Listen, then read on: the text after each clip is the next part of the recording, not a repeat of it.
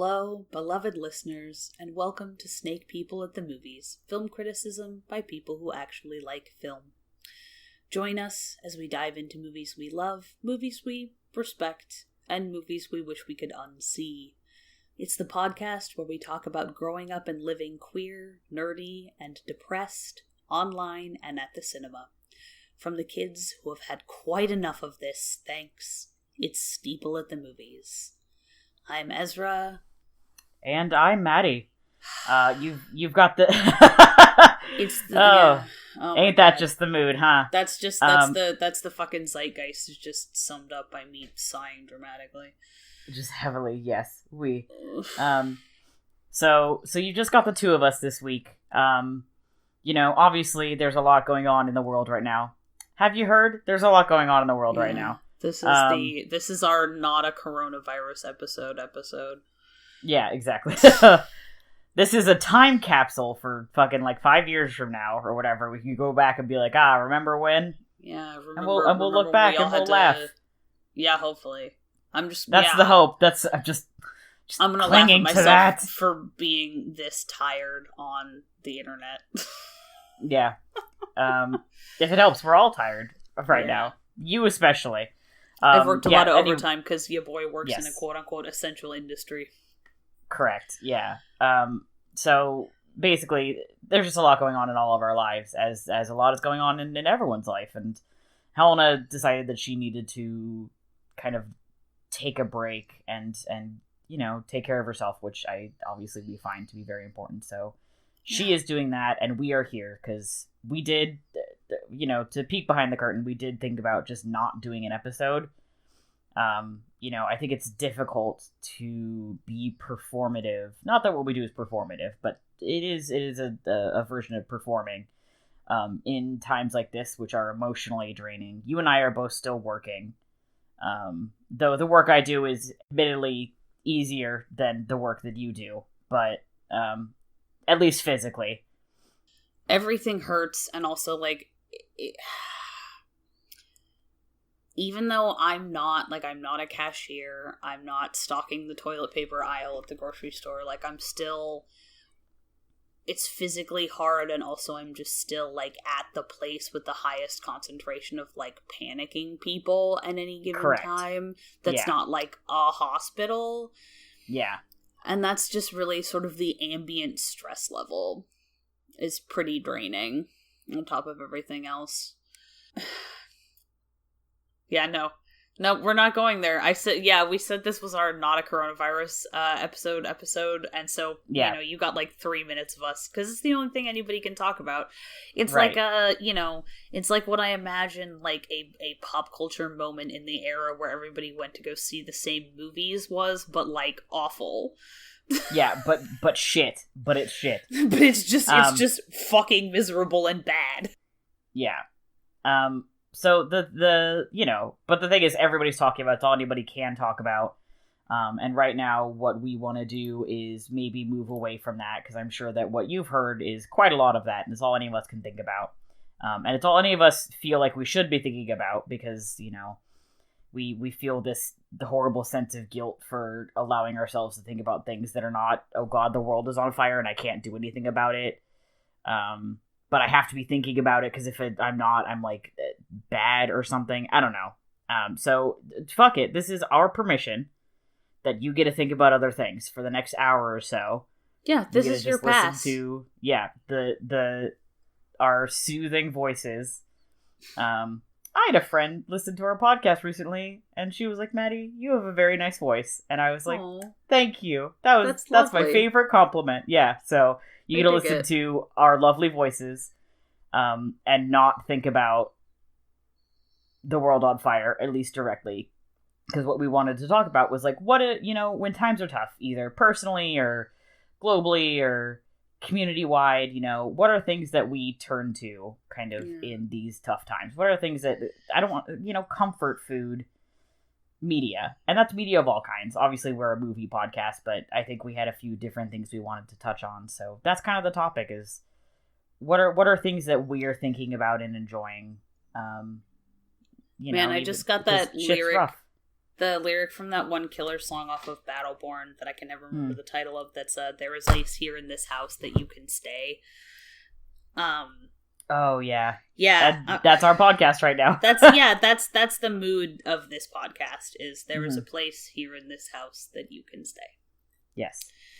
All the time. I like to think. Yeah. All the time. This is, we're a nice rest stop on your daily grind. This is the kind of, you get to come in, sit down, have your drink or food of choice, and just like let it all go for a half hour or an hour or whatever, half hour, like our show's ever been half hour. Oh God, I know. I feel like this time we might clock in at like 45 minutes. Yeah. Probably no more than an hour. God damn, exhausted. Yeah, we're tired. But actually, I'm gonna starting this episode now that we're like doing the episode and I'm talking to you. I actually do kind of feel better, if only just because I'm talking to you. Yeah, I was having a pretty shit afternoon, and I do feel better because I'm talking to my best friend.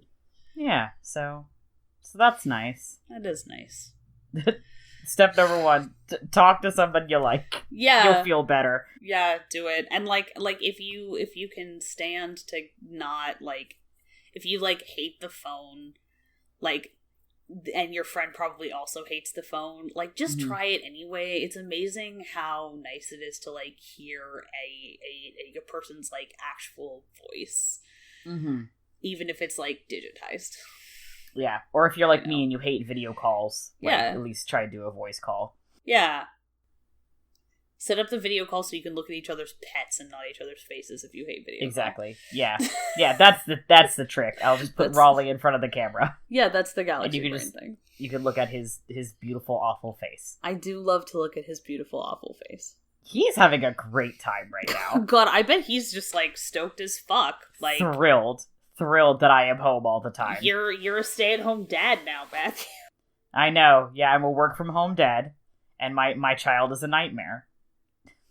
He's mostly just sleeping a lot, just because he doesn't have to go ape shit when he sees me, because I'm just home all the time.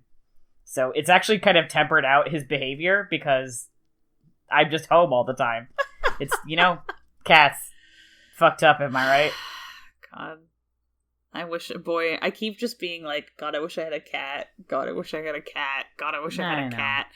It's all good. We'll get you there. Yeah, someday. So, real quick, what have we seen? Do we remember what we've seen? Oh. We saw the first disc of Fellowship last night. Yeah, we were just like, we could record a podcast episode last night, or we could just like press play on Fellowship of the Ring at the same time. Right, you, me, and my roommate Amanda all just kind of watched it together, and it was like nice. Yeah, it's amazing. Like, not all of my comfort media is stuff that I've watched so many times I have it memorized. That one sure is, though. But that one is like, oh man, it's always weird to realize that I just straight up have Fellowship of the Ring committed to memory. Yeah. It's especially fun when people who are watching it with me realize that I have Fellowship of the Ring committed to memory. Mm-hmm. Yeah. Amanda loves those movies as well. They were like her favorite movie of childhood, and we were talking about that, which was nice. So lovely. I don't think she has them like committed line by line, but she knows them pretty well. She knows them very well still, which was also nice to kind of watch it with people who all know these movies pretty well. Yeah, there's something really, I don't know, there is something really like comfortable about stories where you know all of the beats. It's in the same way that like, I guess if you like, it's like you're look at the song comes on, you're like, oh yeah, I know all the words to this song, or I know all the steps to the dance that goes with this. Even if you don't necessarily like, familiarity is nice. Yeah, and even the ones where you like, it's not necessarily a thing where it's like if somebody just pointed at you and was like, sing this song, you could like sing the entire thing off the top of your head like note perfect, but you can sing along with it perfectly.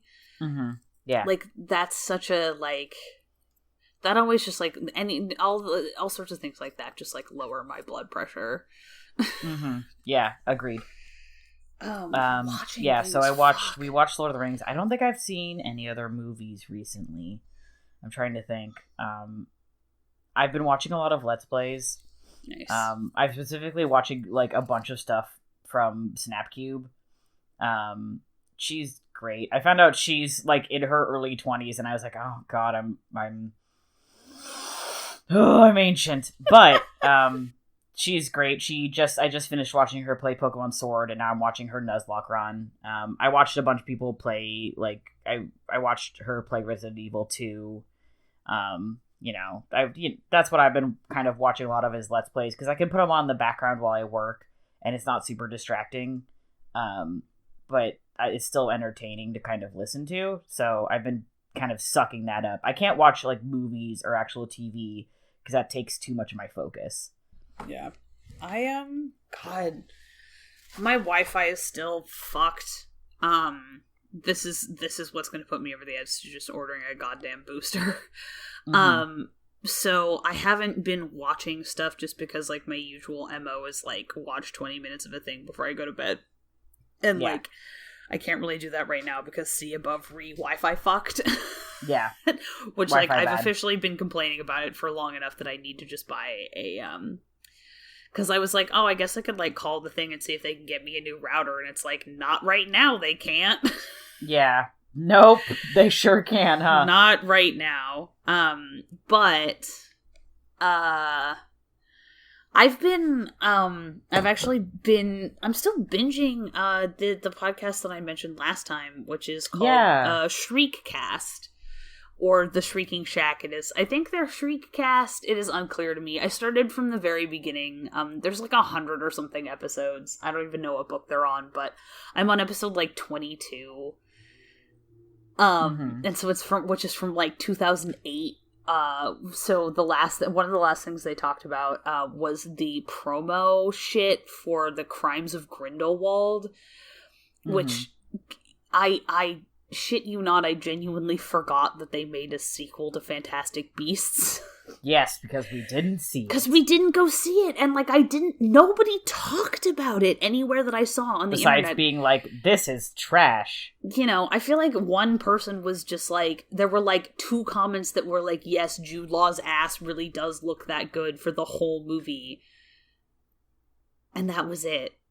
Like, I would estimate that 70% of the reaction I saw to Fantastic Beasts 2, The Crimes of Grindelwald, was comments about Jude Law's buttocks. Which are very shapely and attractive. And he's wearing, you know, his pants are cut nicely and in such a way as to accentuate this feature. What's the plot of that movie? I don't fucking know. Couldn't tell you. Apparently Grindelwald did some crimes, which we kind of already knew, so... Oh my god, I just remembered when we got this movie script when I worked at the bookstore. Oh, we Jesus. got it in, and I read, like, the first 10 pages, and he pulls some absolute bullshit where he, like, swaps places with a cop, and they kill the cop, and he escapes, and I'm like, why didn't you escape in the, like, weeks you were pretending to be the cop, you fucking weirdo? What's wrong with you? I do not know. Man. I was, what the fuck was the... And that's, like, the first 10 minutes of the movie. The most disappointing part of Fantastic Beasts and Where to Find Them was when Colin Farrell turned into Johnny Depp. And then, like, the second movie is like, oh, well, he's Johnny Depp now, and I'm like, the one reason that I gave a shit about this movie was Colin Farrell in that fucking coat. Yeah, so speaking of the Shriekcast, I guess this is this weird thing where, like, I don't really have particularly strong feelings about Harry Potter anymore, like, which I think I've touched on this podcast before. I used to.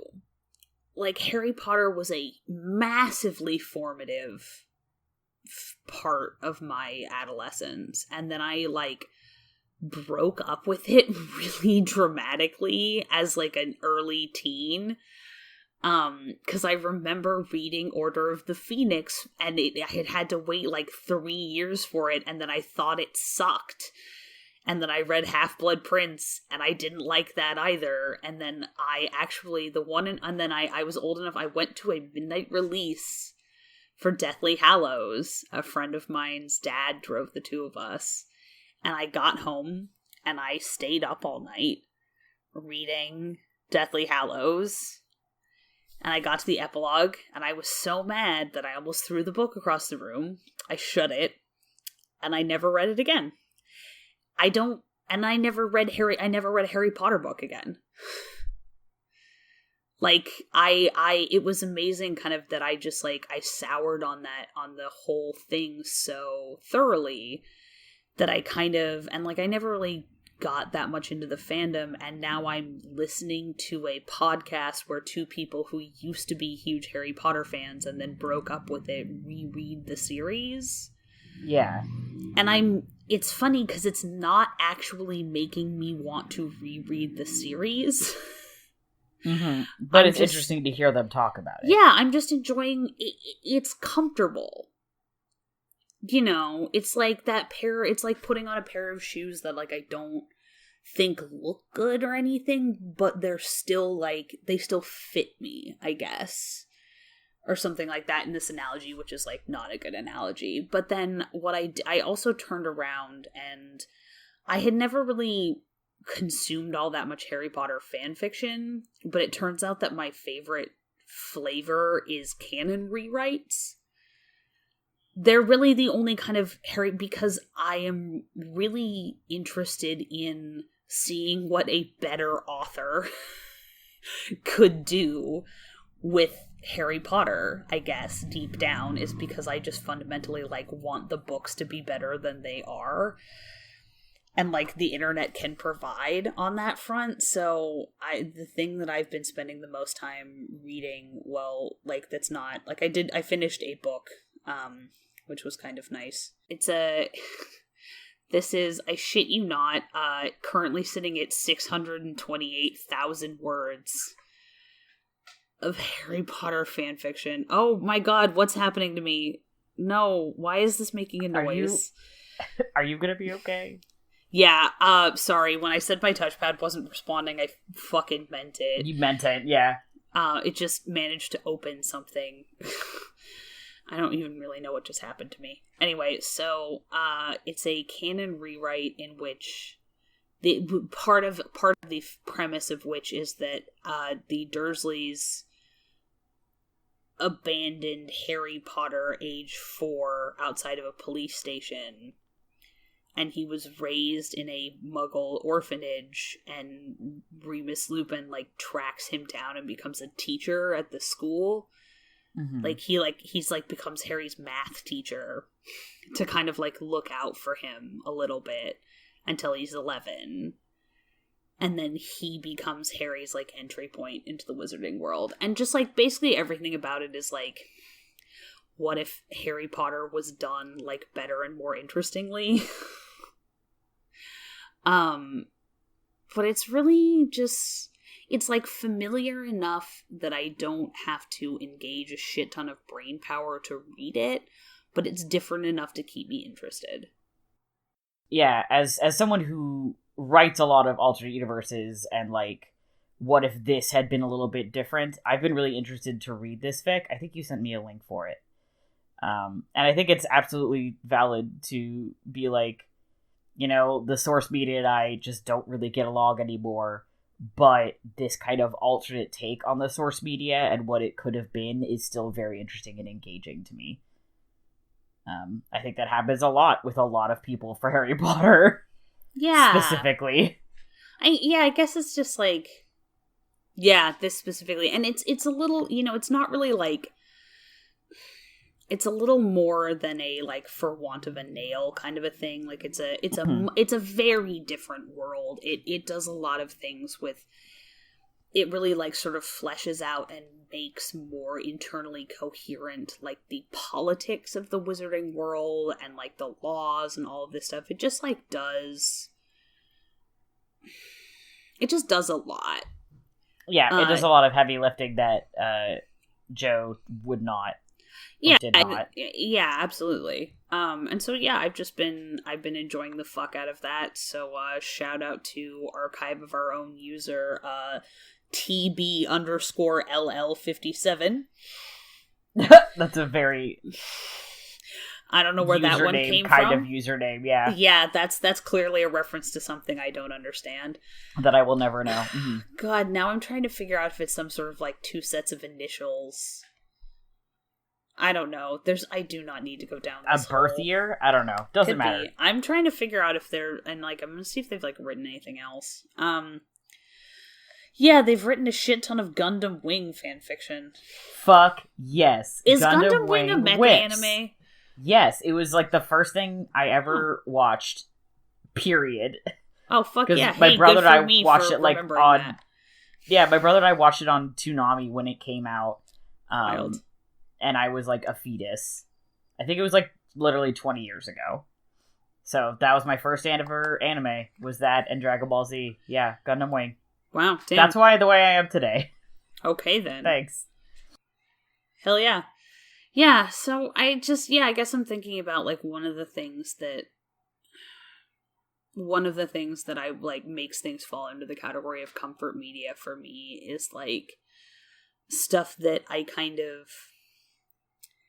I know that like I know how to like fit myself into that story. Like it's like the way, you know, what's a better analogy than shoes is the way that like your bed kind of like forms to like you shape when you like sleep in the same part of your bed all the time.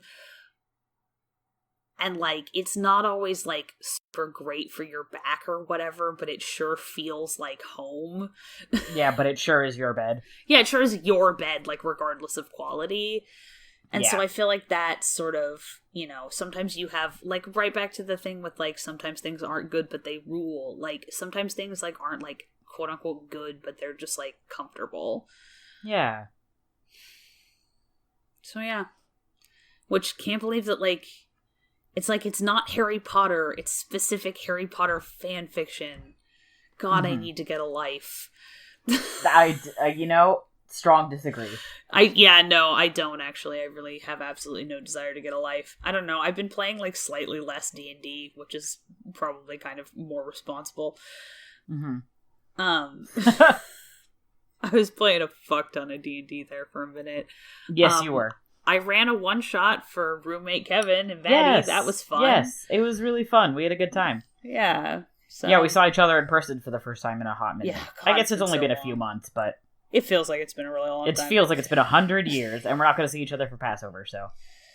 What the fuck were we talking about? Comfort me. Yeah, I don't know. What the fuck even happened? We didn't watch anything else, was the long and the short of it. This is just us, like, rambling into a microphone, which, like... Yeah. I think is the level of brain power that most of the world has right now. Is capable of, yeah. We didn't make a Googie Doc for this one. We just kind of... It's just fucking improv, baby. We're going to play Zip Zap Zop after this. No, we are not. I hated Zip Zap Zop. God, I hate Zip Zap Zop. There's so many theater games the worst that I think of the great, improv and that's games. not one of them. Zip Zap Zop fucking sucks. Yeah.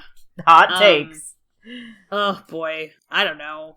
Fucking support your local Support your local library. Support your local library. Support your local video rental if you still have one, because after this you or might if they're not. open. And that would be really sad.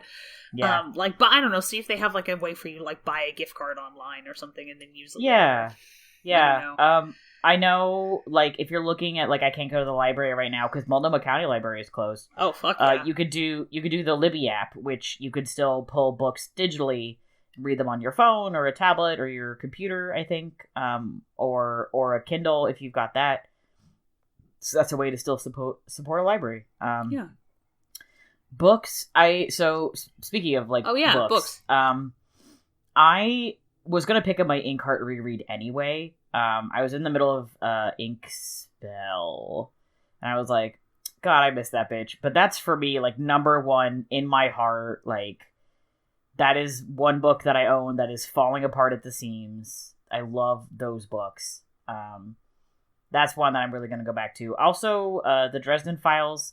The audiobook specifically, there was a period of my life where my insomnia was very, very bad. And I, like, couldn't sleep, but I couldn't just sit there staring at the ceiling, listening to nothing. So I would listen to specifically the Dresden Files books. The reader for those is, oh my god, What is his name? It's the dude. Isn't it James Marsters? It's James. Yes. Yeah, the dude from Buffy, among other things. Buffy. I'm sure he has other credits. I just always think of him as the dude from Buffy. I always think of him as the dude who reads the Dresden Files books. He has a wonderful voice, and Spike so that's from Buffy that I want for anybody who's yes, that's what it is. I'm like, he's not Angel because that's the guy from Bones. He's the other one that, but I don't remember his name because I've seen like 2 episodes of Buffy. Square? the dude from Bones. Yeah, I don't the dude know. from Bones. He's just really like kind of. It's not like, his fault. I mean, I'm not saying it's like bad. It's just like he has. No, he looks like a study kind of on character design 101. You know, when they're like character design, make everybody look like a shape. They drew him when they were talking about fucking rectangles. Madness. We've lost another listener. I didn't say it in an insulting way. I meant it fondly. Yeah. David Boreanaz, I promise I'm just like... That's his name. Commenting in like a totally neutral fashion. Yeah. On the shape of your cranium. The squareness of yourself. Yeah, so... I'm sorry, I had already The Squareness of Self, the sequel to Shape of Water by Guillermo del Toro. You're terrible and my favorite simultaneously. Oh boy, yeah, so that's kind of book list things. That's what I have next on that. Oh, I also, when we were hanging out, I got, for years, obviously I love Sherlock Holmes. We did a full fucking episode on it. Sure did, man. But I have never owned physical copies of the books, and I got like a 2-volume set for $18 total of all of the Sherlock Holmes novels. It was very cool, like printing. Yeah.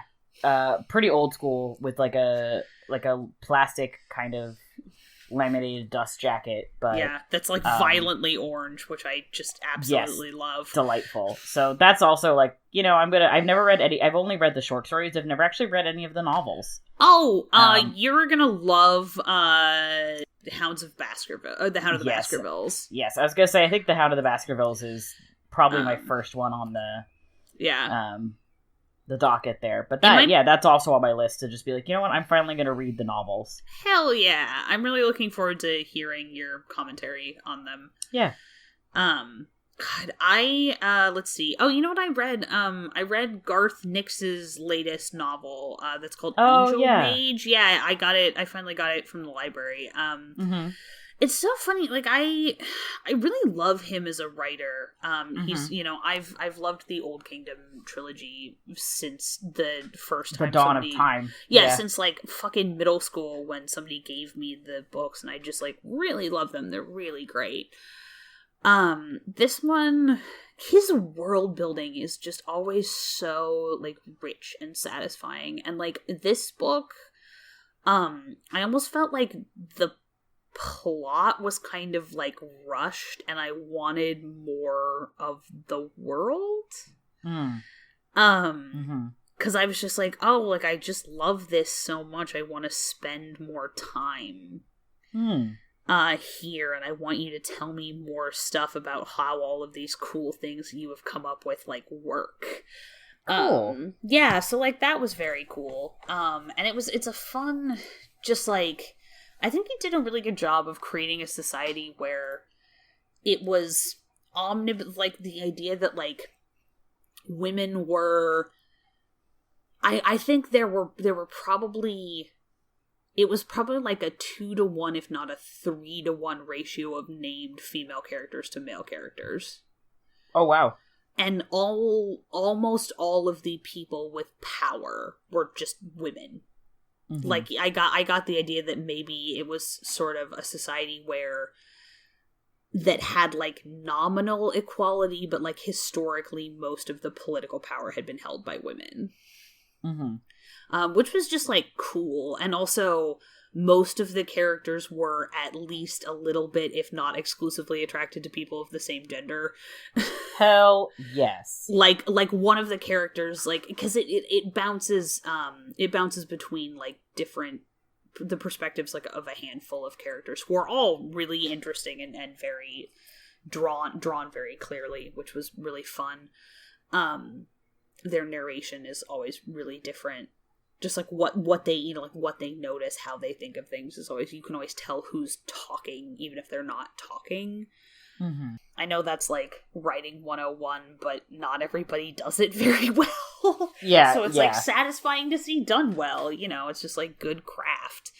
And like even one of the dudes who's like says it has some thought about having like generally preferring female partners, but that doesn't mean that he hasn't like experimented with like chapters like 12 through 15 of this like clearly very well known and discussed manual of like sex stuff. Mm-hmm. With the idea, because like some dude is flirting with him and he's like, I mean, like usually I don't go for it, but this dude's pretty good looking, and it's like not like I haven't gone there before. Right. I don't know, I'm but not it was against just so the like, idea. it was just so casual. It was just kind of fun. Where you got the idea that the default is that most people are bisexual. I don't know. Nice. I like which that. Which was also just like which is really nice fun. to see sometimes. Which is which is just nice to see. So yeah, I don't know. I had a good time. I'm glad that I read it. I have been having attention span issues, and this was like, oh yeah, like I want to read more of this, so that was just nice. And I really like the way Garth Nix kind of puts his books together. Mm-hmm. I find them really satisfying. Yeah, they flow well for you. Yeah, they do. They do flow well for me. I'm trying to think about other books that I like. If there's any sort of like comfort rereads I want to do right now. Mm-hmm. I don't know. I'm about to start reading Station 11, which Leia was like, babe, are you sure you want to do that right now? And I was like, yes. She's like, no, like, are you sure? Yeah, I want to do that also is the thing, so. I don't know. I guess I kind of like, I need some place to put my emotions right now, I guess you could say. I'm sort of running into this thing where I definitely am like, I'm simultaneously like really anxious and really like not too kind of just blank. And I feel like having like reading something that's like really sad might actually just like give me a chance to like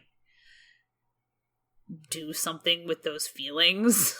Do a reset, maybe. Yeah, or just get some of them out as opposed just to have a good cry. Yeah, like I kind of feel like I could use a good cry right now, so I'm gonna fucking read Station 11 for the first time in the middle of a global pandemic because you know, I don't know. I know this is the Cancer son in me, but like sometimes you just need to fucking cry and get over it. You know, you just need to fucking let it out, and then you'll feel a lot better. So yeah, I've definitely found that to be true of me, and I feel like the most effective way to do it is just like read or watch something that I know is going to make me cry because why do you think I was like, we should watch Fellowship of the Ring?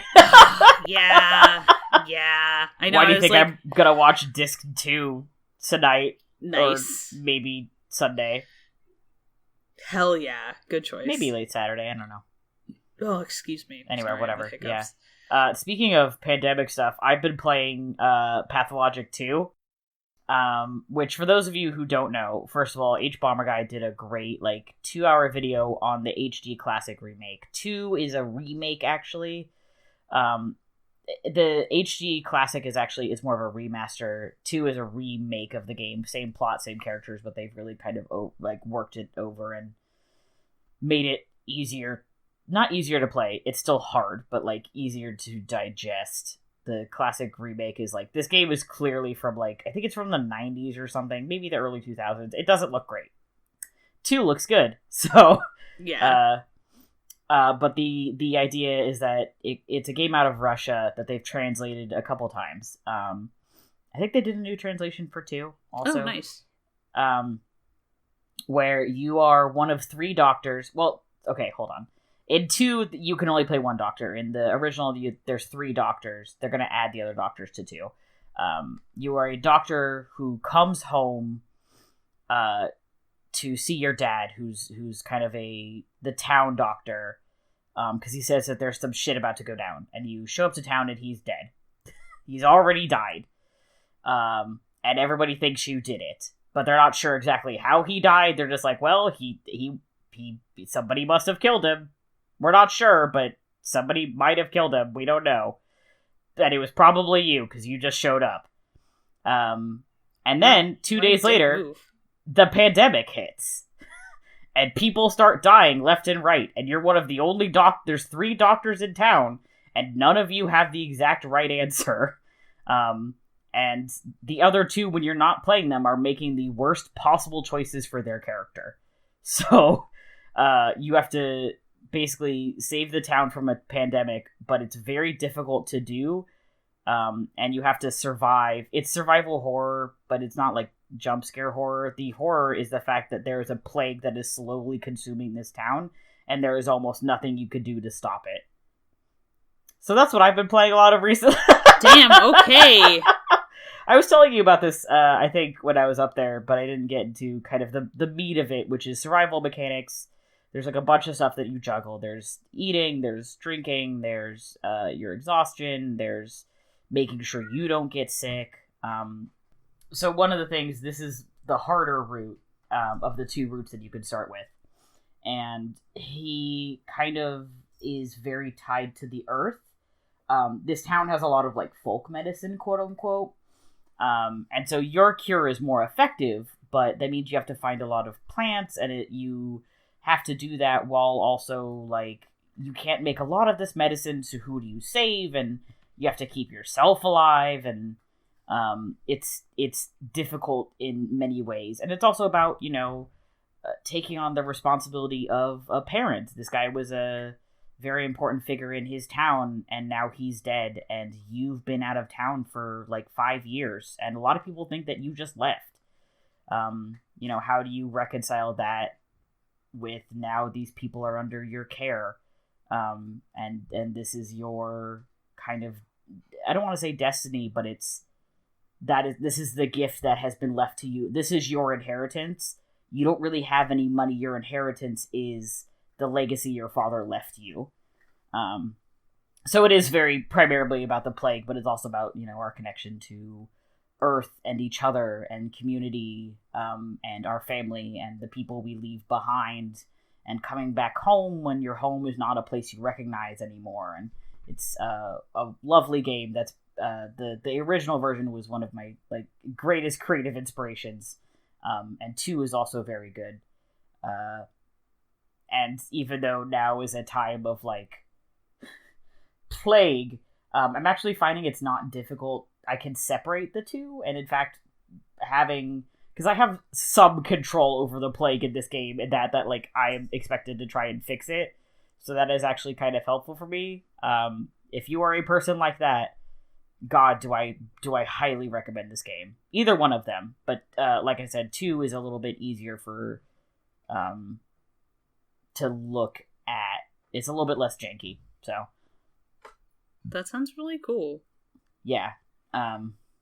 Also, you can find Let's Plays of them. I think people are streaming it and stuff, so if you can't play it, the game is, like, notoriously difficult, and people say that it's really hard. It's not, like, you just have to kind of figure out the way the game wants you to play it, but it's also not, like, super easy. So, actually, I think Pathologic 2 has some, like, you can set up some stuff to adjust it to actually make it easier, so it does have some accommodations.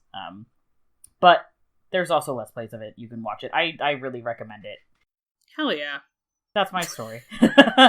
Just thinking of, like, talking about plague stuff, enjoying plague media while we're in a plague. Bad idea? Maybe.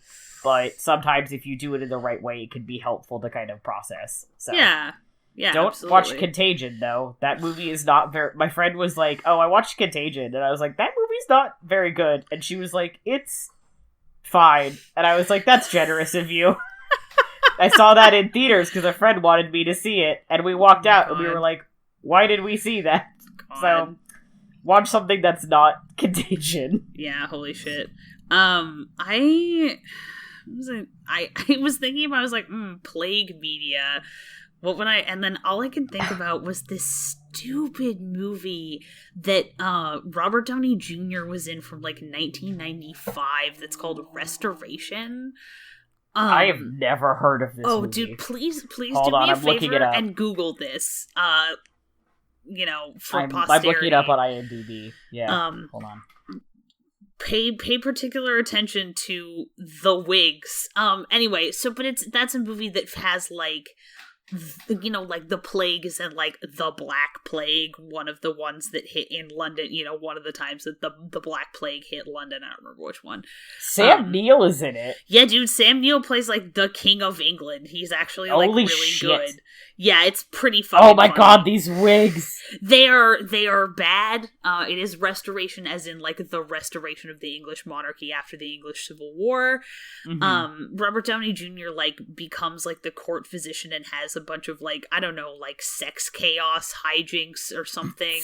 I don't remember. One of my favorite ways to describe people's D&D characters is agents of sex chaos. In terms of, like, chaotic stupid is not in alignment, but I think chaotic horny might be. Oh, yeah, for sure. I currently play with people who are that, so. Yeah, sometimes you just have to play a character who's chaotic horny, don't worry about it. But, that has some stuff about, like, kind of, like not being up against this force that like you can't do anything. Yeah, dude, I'm sorry, everyone is in this fucking movie. Like, it's not like good. And I don't really want to watch it. I'm not saying that anybody should watch it. The only thing I will say is that his best friend, who, spoilers for this movie that came out in 1995 that no one but me should actually watch, his best friend is played by David Thewlis, who is also a physician, who's like a better like physician than him, dies of the plague, and it's very emotional. So of course I loved this movie, which I watched during my weird phase in high school where I just watched as many David Thewlis movies as I could get out of the library. We've all had that trouble. As you do. I don't really, I don't know. I guess, that was back when I liked Harry Potter, because Remus Lupin is my favorite Harry Potter character, surprising absolutely no one. Literally no one, yeah. Yeah. We've all made mistakes in the name of Harry Potter. Yeah, so, that's my, like, that's what I keep thinking about when I think about plague media, which is, like, also, like, not a good thing to watch right now, or probably ever. I think it was... It's just not a good movie. I think it was, like, critically pretty well received. Also, I have no idea if it was a good movie or not. I just remember thinking it was, like, ridiculous the whole time. Well, as we all know, those are two different things. Yeah, this is very true. So, I don't know.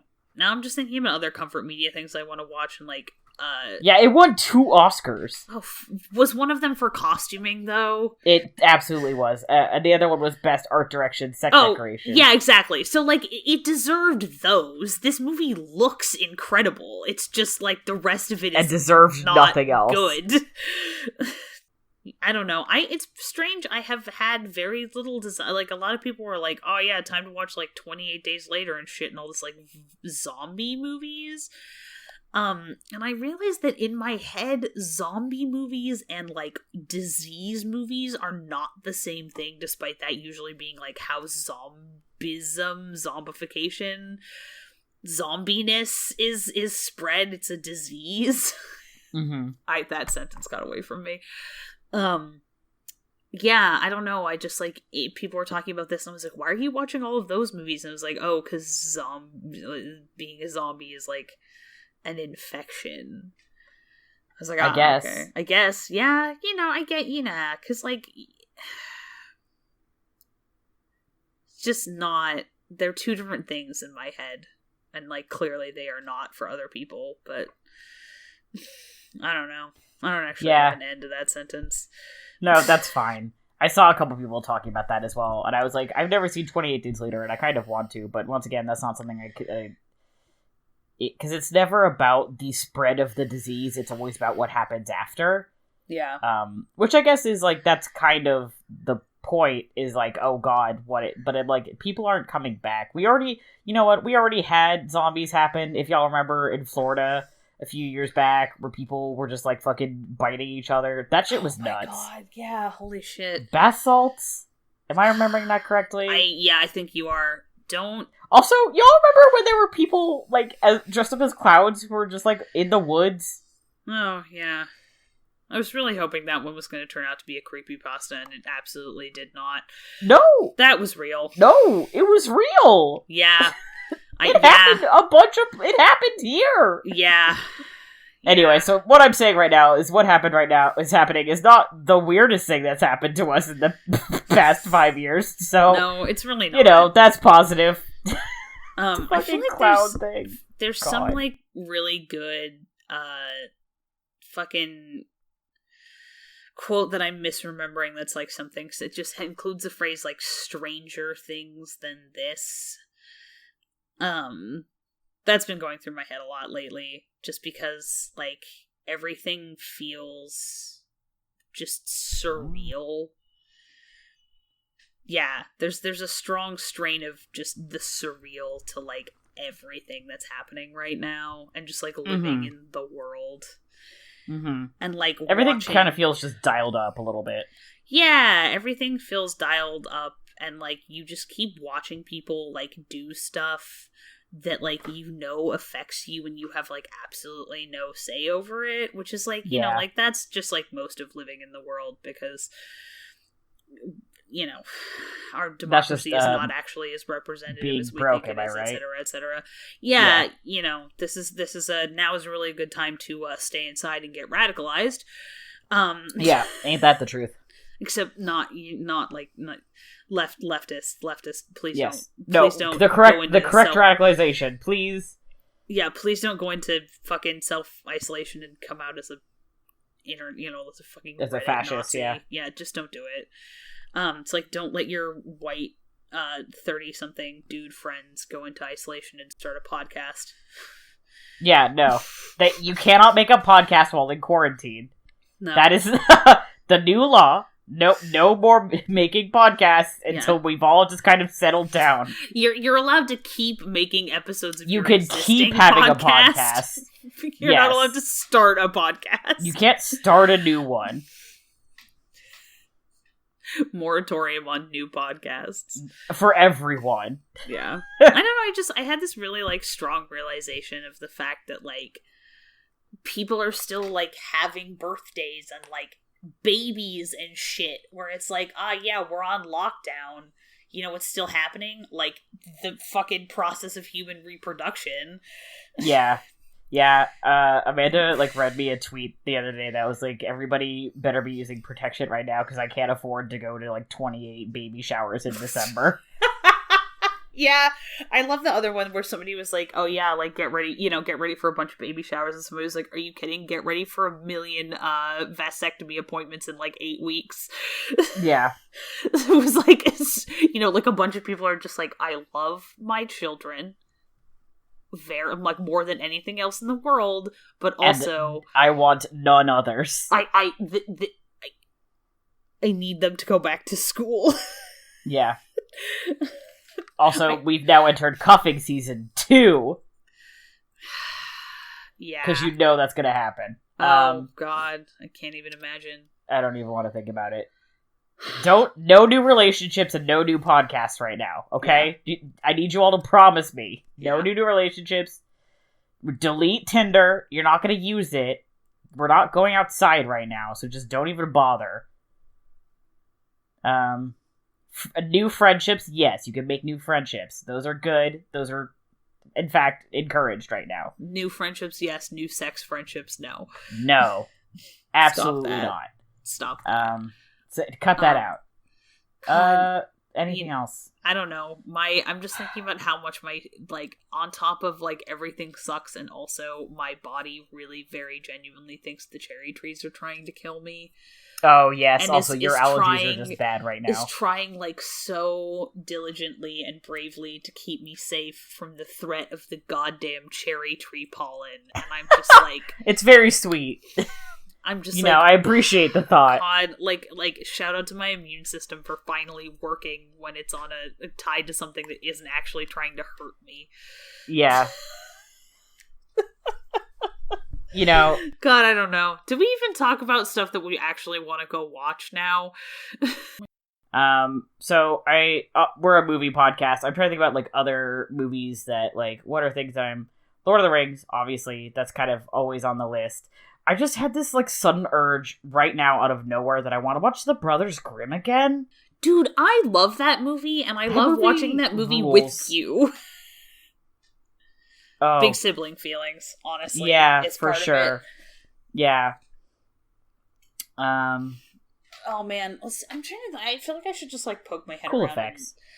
I'm thinking about it's funny because this is not a situation where I'm looking for like necessarily like, you know, band of plucky whatever the fuck succeeds against overwhelming odds movies. I want to watch. I want things that are like a little more, I don't know, nuanced or possibly just sad than that. Yeah. I want to watch. I want more like team of fuck up. Yeah. Idiots. Shit. Big fan. Yeah, big fan of big team of fuck ups media hours up in here. Yeah. I want to watch Pride. That's what I want to watch. Yeah. Someone was talking about it on Twitter the other day, and I was just like, you know, yeah, that is a movie where like not like they don't like not everything like turns out perfectly okay, but like what matters is that you like fought for something. Yeah. Yeah. That's like important, and so I don't know. Yeah. I'm kind of feeling the urge to watch that. Also, just like that movie fucking kicks an incredible amount of ass, and I love it. Yeah. I did say I wanted to watch Shaun of the Dead. Speaking of zombie movies, yeah, that's like the only zombie movie that I'm interested in watching right now. Yeah. Leia got a $10 DVD of the 2001 film Blow Dry off of eBay, and apparently it works great. So, I've never heard of this movie in my life. I love... So this movie is, I shit you not, about competitive, like, hairstyling, but also just, like... I'm looking it up. I don't know. It's about a bunch of different... It's about, like reuniting with people with whom you have like a complicated past. Oh wait, no, I have heard about this. And Alan Rickman is in it, and he's so good. Mm-hmm. And like it's so funny because like the cover has like Josh Hartnett and then someone whose name is Rachel Leigh Cook, and I'm like, I sort of vaguely know who Josh Hartnett is. I don't know who Rachel Leigh Cook is. I think they were both like really like teen heartthrob famous at the time, but what I give a shit about is Alan Rickman, because he's so good, and just like and the great it opens, because they're like training for this like hairdressing competition and they're like out in the middle of like bugfuck nowhere rural England, and they're practicing like hair dyeing on sheep. Well, that's funny. And it's hilarious. Oh yeah, it's Alan Rickman and Natasha Richardson. That's who. Man, pour one out for Natasha Richardson. She was just so good. Yeah. Also, like, Liam Neeson kind of big time went off the rails after she died and has been getting weirder ever since. Yeah. Yeah. Which, like, you know, sometimes shit like that. Sometimes losing your spouse tragically and suddenly fucks a guy up. Yeah, it really kind of does a number for sure. Yeah. So yeah, no, was a spectacular actress. And I miss her very much. But yeah, so fucking Blow Dry. I'm literally gonna end up buying a DVD of this off of eBay. I'm really excited about it. In 2000, a small town hosts the British Hairdressing Championship. Like, what the fuck? It sounds kind of like Best in Show. I don't think the synopsis is like Best in Show. Like the plot thread, but that very basic idea of like weird movie about a weird competition, just kind of pulls that. Yeah, it's so like Alan Rickman's like a 2-time winner of this, and he and his son run a barber shop, and then his ex-wife / his son's mom shows back up, and it after 10 years after she fell in love with a woman and ran out on their marriage. And she and her partner come back into town. Wild. It's nuts. Like, everything about it is nuts, but it's also just, like, weirdly poignant. Yeah. Yeah, sure, like, why not? This movie, like, has way more of a, like, delicate and nuanced, like, emotional touch than it has any right to have. But it does, and it's also, like, for a while there, like, the DVDs were really hard to find. I don't know. I basically just, like, I thought I made this movie up for a little bit. But no, it super exists. It super exists. It's super real. And I'm super gonna buy a DVD off of fucking eBay. And probably watch it as soon as I get it. I can't wait. Hell yeah. I have been listening to the film rerolls, Rogue One episodes, and I just remembered, like, fuck, I want to watch Rogue One.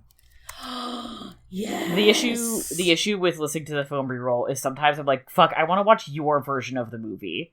Like, I love Rogue One, but I also want there to be a Rogue One, like, 2, Rogue One the Squeakquel, that's their version of Rogue One, because that version of the movie also whips. So, they spend, like, 6 hours at a Jedi temple, just trying to deal with traps. It's awesome. So, yeah. So anyway, I want to watch Rogue One. Hell yeah. Just Star Wars in general is, like, Star Wars obviously is, like, very, like, safe for me. Like, New Hope, I think, is kind of, like, what I would want to watch right now. Oh, yeah. New Hope is, like, the safest of all of them. And I don't mean that in, like, a filmmaking perspective. I mean that in, like, it's very A to B to C. It's not, you know, complicated and it's very solid. It's, like, very, just kind of, like, it stands alone very well. Yeah. Yeah. So, I want to watch New Hope. Me too, actually. Yeah. Just stuff that it's like, man, that's, you know, I could just go for some of that right now. Sometimes you just... Yeah, you know what? I'm gonna just, like, take my headphones out for 2 seconds, look at my DVD shelf. Yeah, I'm, like, craning to look behind me. Yeah, I am, unfortunately, because of where I'm sitting, I can't quite see it. Oh my god, my friend got new glasses, and they look a lot like Milo. They look a little, like, kind of a lot like Milo Thatcher's glasses from Disney's Atlantis, the Lost City, or whatever, and then I was like, god damn it, I want to watch that. Yeah, man, it's been a while since I've seen the movie. And then I was like, actually, what I really want to watch is Treasure Planet, because I have 2 DVDs in my Amazon cart right now, which nationalized Jeff Bezos. And they are Treasure Planet and a movie from a couple of years ago called Their Finest. Yeah, I was wondering what that was. It is about, it's actually what you should do is watch Dunkirk and then watch Their Finest, because it is about a young woman who is a secretary, she's a secretary, and then she's appointed as a scriptwriter for propaganda films. And she joins the cast of, and they are making a propaganda film during the Blitz about the Dunkirk evacuation. So she, based on a, like, not a real, like, kind of like a not a real story. Like, there was a story, somebody, like, basically, like, mistold it, and then it became, like, a thing, and then she tracks down the real story, but just they kind of decide to, like, tell the fictional one anyway. Yeah. I loved this movie. It's very kind of tight, and it is exactly kind of the size and scope that it wants to be. And, like, everybody, all the performances are really good. The characters are very strong without being caricature-y. There's just a bunch of super dope people in it, like Gemma Arterton and Sam Claflin, who I just remember being like, oh shit, it turns out Sam Claflin, like, can act. Which, because, okay, look, people were just obsessed with him for, like, looking sexy in the Hunger Games movies, which, like, I guess, sure. But he doesn't really have anything to do in the Hunger Games movies, because nobody does. There's not a whole lot of, like, acting happening in the Hunger Games movies. No. And then he's really good in this movie, and Bill Nighy's in it, and Richard E. Grant is in it, and then it's also just, like, kind of, like, full up with, like, people who I recognize from other shit, because I watch a lot of British TV. Mm-hmm. Like, I was just constantly like, oh, it's that dude from that thing. It's like, oh, she's from this thing. Like, Rachel Sterling is in it. And then I was like, oh, fuck, why do I know who Rachel Sterling is? And it's because she was in a bunch of shit, including, like, she's in the Tipping the Velvet adaptation that they did, and then I remember that it was because she was in the TV show Bletchley Circle, which is also about, like, World War II. Anyway. She's just, like, good. I like her. Yeah. That's another thing that's, like, I have a lot of fun with, like, watching things where it turns out that there's just, like, a bunch of people that I know from other stuff in it. Oh, she was in fucking Centurion. God, that movie was bad. Did we watch Centurion together? No, I've never seen it. Oh, who did I watch that? That was one of those things where it was, like, that was billed as like the Eagle happened and people thought it was pretty good, and then they were like, this is also like Roman legionaries, like it is far from Rome, blah blah blah, whatever. Mm-hmm. And like the main redeeming feature is like if you think Michael Fassbender is attractive and like to watch him like suffer, this movie is basically just like a lot of it is just him like wandering around in like a snowy landscape, like vaguely beat up and sad. Oh, well, there you go. That's a good one for those people then. You know, it's like it's not like it doesn't have redeeming features. Like, I'm not attracted to Michael Fassbender, but I'm generally a fan of movies where dudes wander around in snowy landscapes beat up and sad. Yeah. You know, it's a very particular genre, but we've all enjoyed it from time to time. Hey, you know what I had this absurd urge to watch again? Fucking King Arthur, Legend of the Sword. Yeah! God, that movie, yeah. You know, that movie like, rules. It does rule. I kind of just want some, like, now is a good time for, like, poignant, like, sweet movies, but also just for, like, fucking, like, popcorn. Like, movies that are, like... Movies that are kind of garbage but kick ass. Yeah. So maybe we should all, instead of, like, listening to Twitter, be like, oh, here's all this stuff that you could do to, like, while you're fucking in quarantine and, like... blah, blah, blah, fucking Shakespeare wrote King Lear during the plague, etc., etc. Like, okay, yeah, maybe whatever, we don't... shut up, I'm gonna watch King Arthur, Legend of the Sword. Maybe not everything has to be, like, now's a good time to monetize your side hustle. Maybe now's a good time to just, like, watch King Arthur, Legend of the Sword and appreciate that, like, I love it when Jude Law gets to chew the scenery. Yeah, exactly. Also, like, my next writing project I have that's personal for me is a book about the plague. So I'm thinking actually it's a very bad time to be working on my writing. Yeah. So no, maybe it is. Maybe it is, my friend. Yeah, maybe now is not the time. Maybe now is not the time. Yeah, it's all, you know. Oh boy. Yeah, man.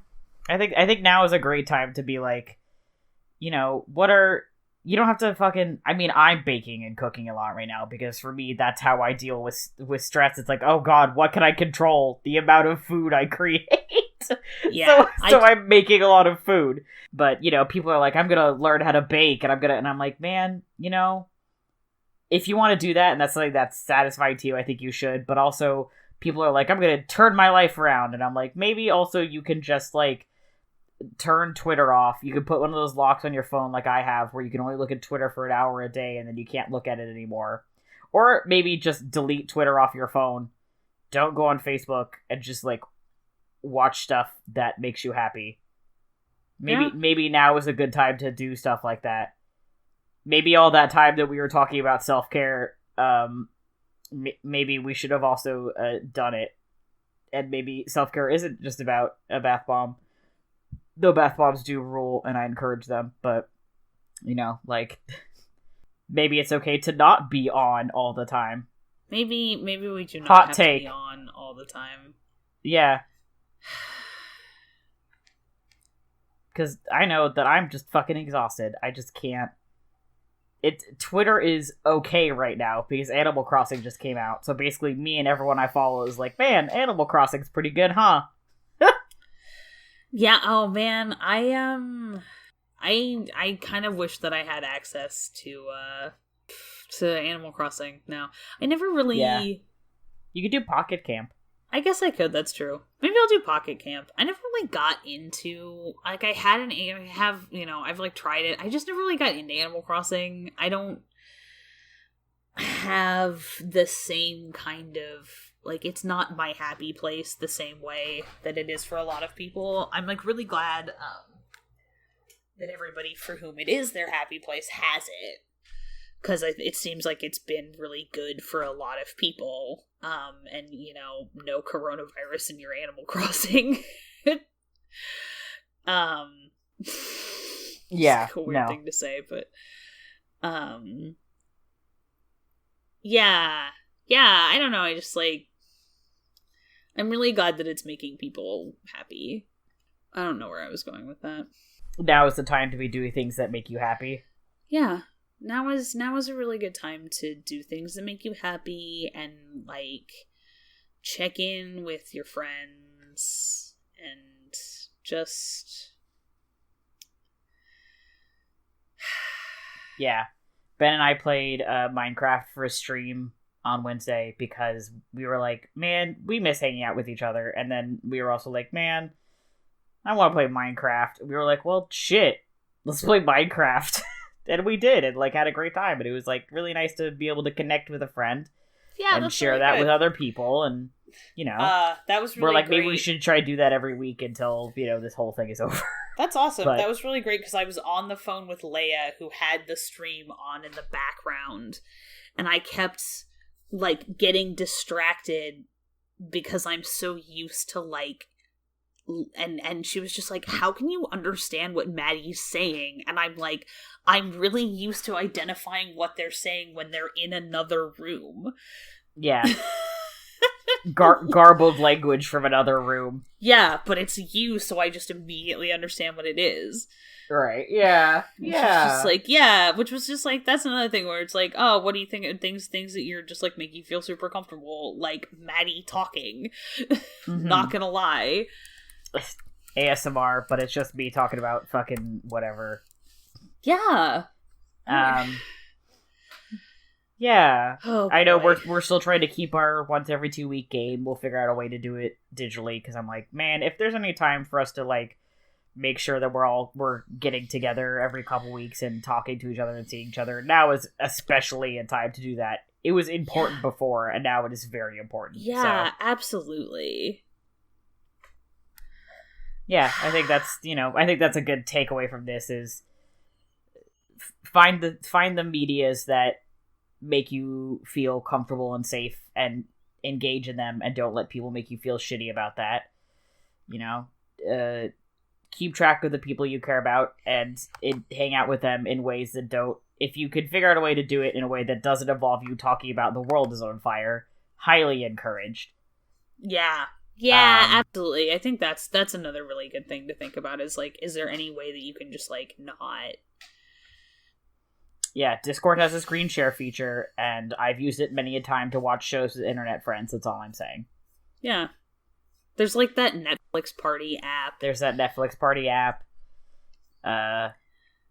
If you play tabletop, you know, now's a great time to start a new game if you don't have one. I'm sure people are looking for games right now. Oh, yeah. God, I love all the stuff that's like, hey, now's a really good time to learn to play D&D or you know, tabletop medium of your choice, honestly. Because it is. If you want to learn, now's a good time to learn. Yeah. Listen to a good album. I think kind of this upcoming week, and you can participate with this in me or not, I think like every day I just want to post like here's one thing that that I enjoyed today. Here's like one movie that I would recommend that people watch, or I don't know, just something that like that sounds I think that sounds like a fun thing to do. Here's one album that I really like. Here's one audiobook. Yeah, turn the Sneople Twitter into like do just kind of like, here's a suggestion of like a thing that you could do. Yeah, here's a thing that you can watch if you need something on in the background right now. Yeah, here's a thing that you can listen to, and here's how you can get access to it. That sounds pretty cool. For free or low cost, hopefully. Yeah. I think let's do that. Yeah, and by the time you hear this episode, we will have already started doing. Yeah, that, exactly.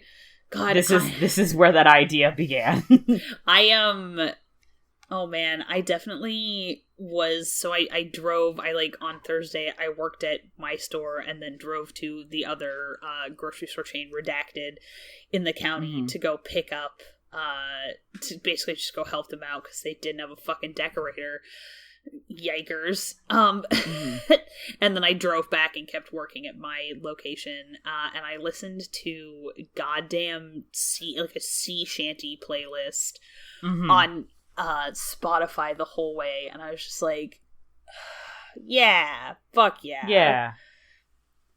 I don't know. Fuck it. I spent like the last hour of work listening to my summer playlist. Nice.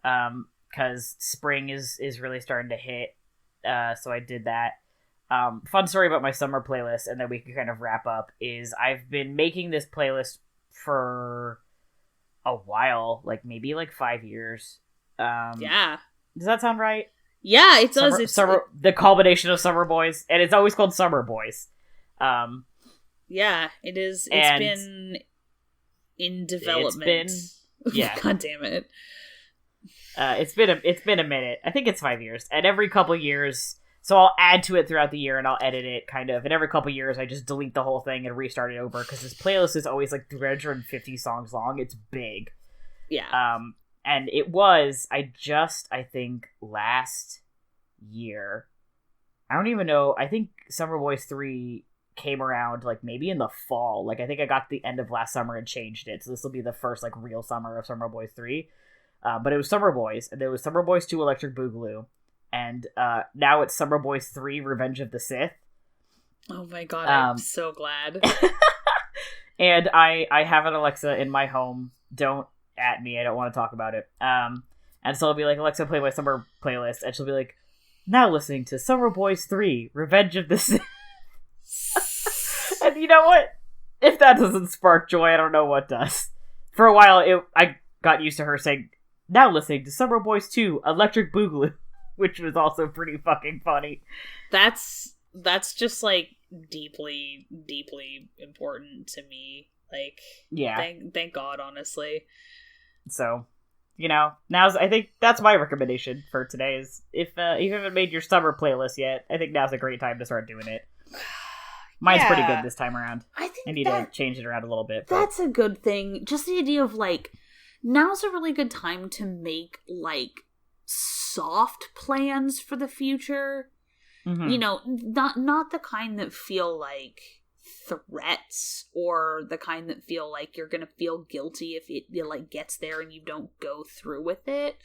But I feel like one of the things that's really hard for me when everything seems dire is just like imagining the like pure fact that like the world will, like, the earth will continue to turn, it will continue to go around the sun, like,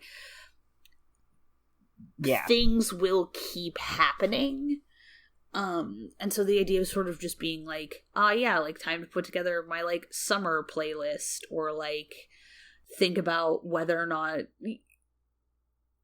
I don't know, whether or not it's time to, like, maybe you can start putting your sweaters away because it's not going to be super cold anymore. I don't know, whatever it is, just things to remind you that, especially if you get into situations where, like, the normal sort of rhythms of your life are really disrupted in the way that, like, it makes it hard to keep track of time sometimes, which, like, holy fuck do I feel that, like, yeah, big time. I just think it can be really good to do things that remind you that shit's just gonna, like, keep happening, and things that kind of you phrase them in such a way that assumes that you're gonna be around to experience them. Yeah. You know, the seasons will keep coming. Yeah. Spring is kind of happening, so, you know, one of the big things for me every year is like, oh, I know in my heart what day it is. Spring is finally here when I make sweet tea for the first time.